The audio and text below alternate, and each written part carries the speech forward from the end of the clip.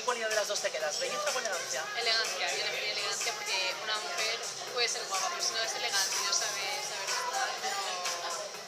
no dice nada de ella. Llevas desde los 15 años, tengo entendido, haciendo pinitos. ¿Es difícil hacerse un hueco aquí en el mundo de la moda? Te tiene que gustar mucho y intentar conseguirlo y quedarte con el momento, porque si no lo disfrutas, es como si no hubieras hecho nada. La gente para por la calle te reconoce en este cine de Pues la gente está revolucionada, eso lo creían al principio y mira, a mí tampoco han hecho. Esta chica tiene un poquito y seguro que lo hace difícil. Y bueno, me has dicho que te estás preparando ahora para hacer también español. ¿Cómo te planteas las cosas? Es decir, ¿hay alguna clase de protocolo?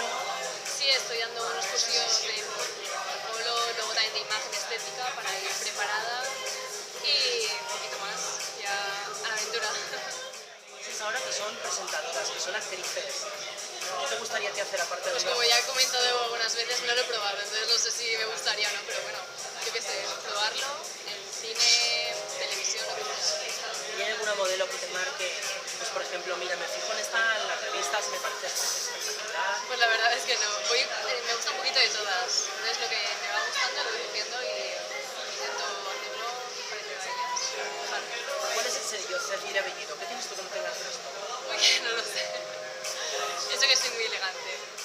Y eso, ahora estoy preparando el proyecto solidario para el Nacional, que va en los niños, ya que me encantan y aparte de ellas pues especial, que la gente es un problema que no lo conoce. Y pienso que es una buena temática para que la gente lo conozca y reaccione y se dé cuenta de cómo está este país. ¿Te gustan los niños? Me encanta, que desde chiquitina es que los niños me volvían loca. Me encantan.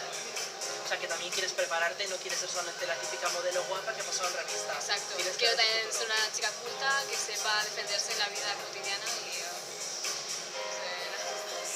un profesor sí puede ser y modelo.